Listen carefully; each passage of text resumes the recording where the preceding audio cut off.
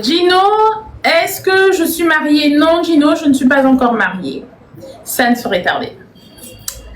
MPS VR, est-ce que j'ai des enfants? Non, j'ai pas d'enfants parce que je suis très vieille école. J'ai toujours pensé qu'avant d'avoir des enfants, il faut que je sois mariée. Ne venez pas me fusiller ou je ne sais trop quoi. C'est ma philosophie, je l'assume à 100%. Ça fait que j'aurai des enfants plus tard que ce que j'aurais souhaité, c'est vrai, mais c'est comme ça. Je pense que quand on fait des choix, qu'on a une certaine vision et certaines valeurs, il faut essayer de s'y coller le plus possible.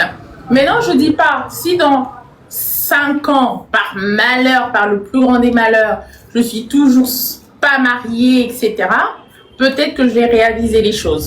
Mais pour le moment, je me dis mariage first, enfant après. C'est ma vie. Le vieux Rambo d'or, maybe.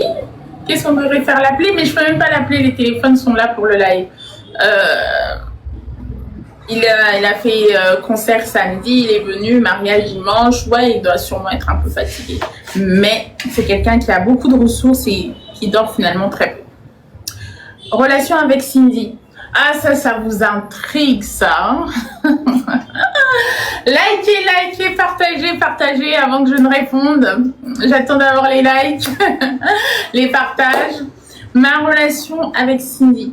Franchement, on a une relation très saine. Très saine. En soi, il n'y avait pas de raison que ça se passe mal. C'est la femme de mon père. En soi, moi, ma mère et mon père se sont séparés depuis plus ou moins que je suis venue au monde. Donc, il n'y a pas de lien il n'y a jamais eu de lien de rivalité entre nous. C'est les choix qu'il fait. Je m'en accommode en tant qu'enfant. De toutes les façons, je ne peux pas blâmer mes parents pour les choix sentimentaux qu'ils font. Ça, c'est vraiment ma vision. Je peux ne pas être en accord et du coup donner mon avis ou décider de ne pas être proche de cette personne-là parce que ça me touche ou je me sens tiraillée d'une certaine manière. Mais être contre, me lever, me rebeller, en soi, qu'est-ce que ça change? C'est comme vous là qui me suivez. Quand vous êtes amoureux, et qu'il y a des gens qui viennent vous dire « Ah, Azam Abé, Azam Boy, machin », est-ce que vraiment ça change quelque chose? Vous restez dans les relations. C'est que quand vous voyez qu'on vous respecte pas, que ça se passe très mal, que c'est toxique, au bout d'un moment, et parfois même pour des gens au bout de plusieurs années, vous vous en allez. Donc voilà, faut laisser les gens assez libres de leur choix, les accepter quand on peut. Moi, comme vous le savez, entre Cindy et moi, il n'y a pas un grand écart d'âge. Donc, il n'y a pas la barrière générationnelle.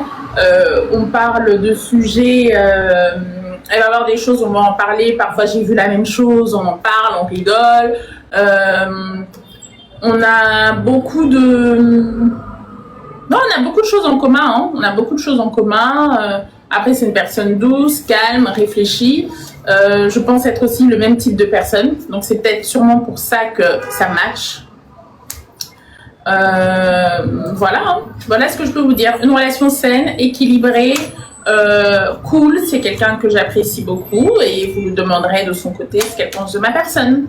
Voilà, likez, partagez un maximum.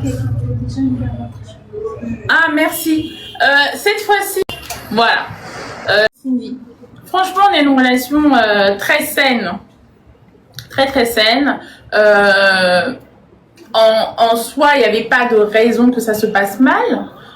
C'est la femme de mon père. En soi, moi, ma mère et mon père se sont séparés depuis plus ou moins que je suis venue au monde. Donc, il n'y a pas de lien il n'y a jamais eu de lien de rivalité entre nous. C'est les choix qu'il fait. Je m'en accommode en tant qu'enfant. De toutes les façons, je ne peux pas blâmer mes parents pour les choix sentimentaux qu'ils font. Ça, c'est vraiment ma vision. je peux ne pas être en accord et du coup donner mon avis ou décider de ne pas être proche de cette personne-là parce que ça me touche ou je me sens tiraillée d'une certaine manière. Mais être contre, me lever, me rebeller, en soi, qu'est-ce que ça change? C'est comme vous là qui me suivez. Quand vous êtes amoureux, et qu'il y a des gens qui viennent vous dire ah Azam Abbé, Azam Boy, machin, est-ce que vraiment ça change quelque chose? Vous restez dans les relations. C'est que quand vous voyez qu'on vous respecte pas, que ça se passe très mal, que c'est toxique, au bout d'un moment, et parfois même pour les gens au bout de plusieurs années, vous vous en allez. Donc voilà, faut laisser les gens assez libres de leur choix, les accepter quand on peut. Moi, vous savez, comme vous le savez, entre Cindy et moi, il n'y a pas un grand écart d'âge. Donc, il n'y a pas la barrière générationnelle. On parle de sujets, elle va y avoir des choses, on va en parler. Parfois, j'ai vu la même chose, on en parle, on rigole.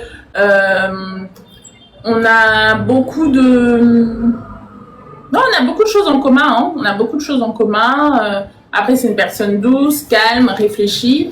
Je pense être aussi le même type de personne. Donc, c'est peut-être sûrement pour ça que ça match. Voilà, hein. Voilà ce que je peux vous dire. Une relation saine, équilibrée, cool. C'est quelqu'un que j'apprécie beaucoup et vous lui demanderez de son côté ce qu'elle pense de ma personne. Voilà, ma relation avec Cindy dans le quartier latin. La chanson préférée de Cindy dans le quartier latin, c'est Symposium. Ah, je prononce bien. Symposium, hein? Ouais, c'est Symposium. Le refrain là, non. Vous savez, c'est cette chanson vraiment qui m'a fait dire que non, elle a une voix. Est-ce que... Hein, parfois quand vous fréquentez les gens, parfois on finit même par oublier leur talent. Mais quand j'écoute cette chanson-là, je me dis wow! Et aussi quand j'assiste aux répétitions. Quand j'assiste aux répétitions, je suis là, c'est Cindy qui chante comme ça. Et c'est là où Minou, Miss Univers, la princesse de 40 ans. Wow! Hey! Ya Minou, ya Minou. Ya Minou, oza fe na mona nanga ba yaya, Minou oza fe. Tala ndenge Minou aza ko adore mwana musala na bango. Botala ndenge Minou azokumisa mwasi na mwana musala na bango. Nalandi yo mpenza très bien Minou, nalandi yo mpenza na bokebi nyonso bapropo tenir na yo. Olobi mpenza bien esekisinga kutu na kosekisa. Namoni mpenza ke Minou oza mpenza mutu ya intere. Oza mpenza mutu ya intere yaya. Yo ndongo oza wana ata tata na bino azokota na libulu ya nzube. Orosove te po eza shwa na ye. Lokola tata na bino ye moko alingaka kota na libulu ya nzube. Ozomona pe ke ba nzube eza place wana. Moins d'erreur papa nanga kozoka, papa nanga kokufa. Mais lokola eza shwa na ye, otika yake de kozoka. Otika yake de kokufa. Mais ya azaka bongo te Minou. Siko ba critère yango oyo na mwana musala bokoka nango eza par rapport ya quoi? Par rapport ya quoi? Donc nga po nanga na koloba peke yo otournaka vers ba homme marié. Otournaka vers ba homme marié. Parce que na moni loko moko te o mwana musala sala ya kitoko oyo yo tant que mwana ya Koffi Olomide. Tant que la fille là azaki servante na bino. Ti lelo azalaka servante na bino. Lelo oya ko appuyer choix ya papa na bino ya kobala boy. Oui, c'est normal. Parce que parler peut pour na divorce ya maman na bino na papa na bino.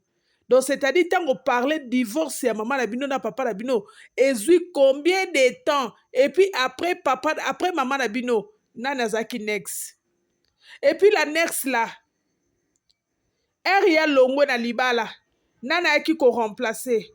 O yaki ko remplacer wana. Asala combien de temps? Na Koffi Olomide. O a vivre peut-être ba misère moko sur ezalaki maman na yo. Minou, nde azalaki na place wana. Olinga ko ya ko griffer mona musala te. Onga ko ya ko kumise te. Olinga ko ya ko appuyer papa na bino te o adinda na libulu anyoka. Ba nyoka ba soye lelo quartier na te kufa. lelo musique ya papa na bino erenyaka lisusu te olingaki oya te. Si c'était ta maman, si c'était ta maman olingaki oya te minu bino fo boyoka nga parce que ngam naloba vérité, ngam naloba vérité, fo boyoka nga. Mais lokola mama oyo azalaka na place wana oyo mwana mosala sala ye oyo okoki kosala comme c'était par ta maman, mama moninga mawa te, moyokela bana wana mawa eza te na oyo mwana mosala sala mama na bango. Yo ozopelisa pe live mpona koencourager le bêtise. Me nga na yo kobota ti koma yo kowanga na mwana na yo moko oyo bota na 14 ans minu aza toujours mwana na yo. Donc tokoloba ke lelo ti lelo Kofi azala ta na koko moko te parce que jusque là na tomona bakoko ya Kofi te. Jusque là na âge ya Kofi na tomona bakoko na ye te. Soki olobela bakoko peut-être okolobela bana rifi na gwa pe bana rifi na gwa pe mpe babaleke pa na yo me baoboti déjà obala te. Oui toyebi ke obala te ozotula toyebi yango très bien parce que ozotourne ka na bahomme marié. Ntango otourne na bahomme marié obala nani omoni te ke na komba Kofi na kitoko na yo mobala oyo obalo aza te, mobala oyo obalo aza te. Ozobenge pe bien sindi donc c'est-à-dire boza ba âge moko. Ozobenge na kombo boza ba âge moko. Tant boza ba âge moko elle quand même ata beta mosinzo mais aza quand même na libala malgré zobota te po yo moko lobi boza na eloko moko te ezolié entre ye na Kofi aza te mwana aza te mwana aza te. Sikoyo ntango boza na eloko ezolié bino te s'il s'agit de sauver sauver nani sauver papa na bino te. Oui quoi adorer musique na ye c'est normal parce qu'elle est en train de travailler pour vous. Azo sala toujours pour Nabino. Yango faut adorer musique nae. Là c'est pas mauvais. Babiloko mosusu sur les réseaux sociaux, tapoter. Mettez des j'aime. Moi n'est star na tapoter. Moi n'est star. Yo ko senga ba j'aime te. Oko senga tapotage. So mona Didiston na live a senga tapotage. Didiston na live a senga ba j'aime. Oh wana star a soloti. Tango pelisa ba live, tango pelisi live nae. A solo la na ba camarade nae. Donc ba o baza na se baza obligé à tapoter pour avoir des live a star. Baza obligé à côté ba j'aime pour avoir des live a star. Si ko ba biso na biso ande to aka rolela de to sa ba émission boy. Mettez des commentaires, mettez des j'aime s'il vous plaît, partagez l'émission. Oui, c'est normal parce que nous ne sommes pas des stars. Il faut to lela. Na rappeler ko senga ba abonné na kitoko mona ko bonde la bango kene ko s'abonner na MK télévision eza deuxième chaîne na biso to soluka ba abonné kuna minu yo za muta tapotage te ba tapotage on tikele biso yaya tikele biso ba tapotage yo te bato bakumisa ko na batsola kayo baseka ko babi do biso na to za ka ndenge moko ozwe na ba français belé ba français zanga misala. Ba français zanga misala ya botikanga na lingala phone nanga ya ba français inaperçu ezanga musala eloko sela na français minu ezate eloko yo sela ki français na ezaki atika tata na adinda na libulu ya nyoka ozolo bango en plein live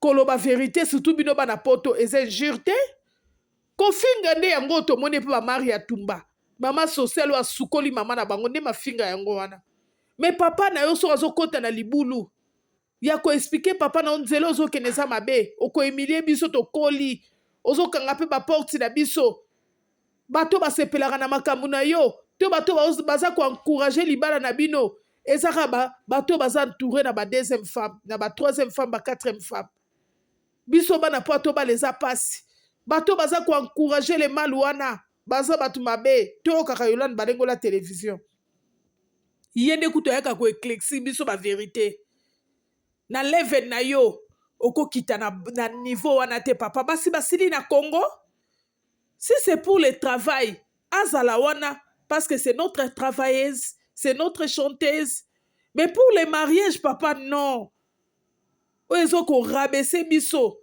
tant que bana star mais yo loko eza choix na ye oroboya te ezalaka mpe choix na ye te. Est-ce que yo moko oyebi te ke choix ya mwana mosala eza choix papa na bino te? Oyebi yango te? Mino, tu le sais très bien ke eza choix ya papa na bino te. Tellement mama Lidor aboya na ye nde asala na nkoko Koffi Olomide. Yo sikoyo tanke yaya olio oyokaka makambo yango soni me yo ozoya koencourage yango kokamwa okosilama te nde bana bastar basilamaka yaya. Silamaka mpe nde bana bastar basilamaka te yaya. Nga soki osali live na yo osala nango analyse. Yo soki osali live nga nakoya kosala nango analyse.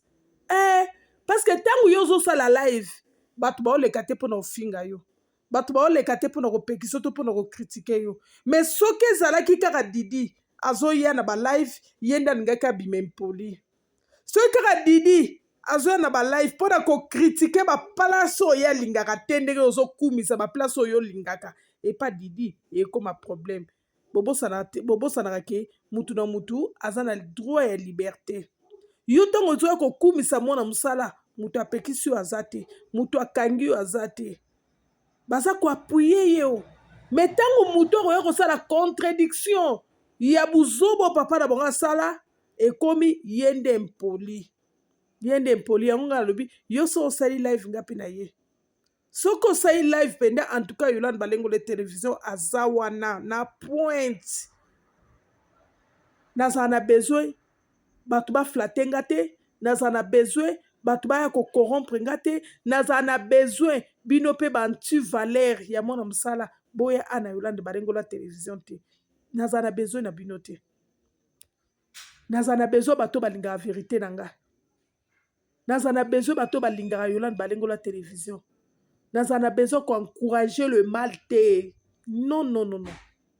Komona live moko ya mwana star mama mukolo ndenge wana lokwa minu azowanga na mwana oya bota na 14 ans sanzola ki célibataire. Pourquoi bino bana bastar bokoma tina ba 40 ans bobala te bosala yango ndeni? Bana ya bastar ngope bana bakombo bokoma tina ba 40 ans bobala te bosala yango ndenge nini? Kotula na bino eza mabe jusqu'à tina na âge nini Koffi ozoba petit fils. Bon, non, tout le monde a ta mon côté. Non, tout le monde a ta mon côté. Bon, peut-être ma petit-fils n'a pas encore remplacé Koffi Lobi. Dans le monde musical, il y a qui l'élo. Ma bala bolingite. Bolika boya ko sanzoloka ba domestique na bino. Minu. Oh, loni o buka. Mukolo rozwa libala. Rozwa ra mwana musala. Siko mwana musala na koma mbanda na yo. Ngana oleliso na réseaux sociaux. Yaya tout se paye ici bas. Mwana musala na koma likangwa mobali no officiel nde mwana musala o akoma likangwa Koffi officiel. Minu soka réseaux sociaux ezali awo lekate. Na kozala pende timi likangu ya mwana musala ya mobali no wana. Po yo ka douleur. O ka douleur na bato baza ko encourager yo. O ka douleur ke ba puyaka le mal te. Ata mama na zaki mama na ngate. Quand même, aboti na papa nanga bano baza makila nanga. Naku ko souhaiter malheur na été. Nandima likangu moko boye o azalaka servante ya mama ya baleki nanga. Jamais noko sala ngote. Lobaka obala te. La famille, comme d'habitude, au Kenya, l'émission Milaïté, s'il vous plaît, la famille, vous s'abonnez massivement à la Yolande Balengole télévision. Vous ne pouvez que s'abonner à MK télévision, ou ezali deuxième chaîne na biso. Vraiment, et vous savez, kitoko makasi, na lingi bino mingi, bisous, bye.